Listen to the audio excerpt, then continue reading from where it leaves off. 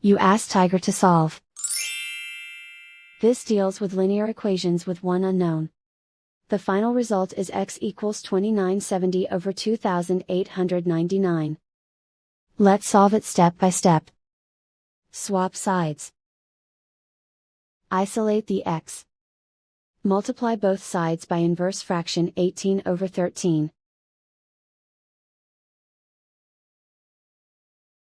Group like terms. Multiply the coefficients. Simplify the fraction. Multiply the fractions. Simplify the arithmetic.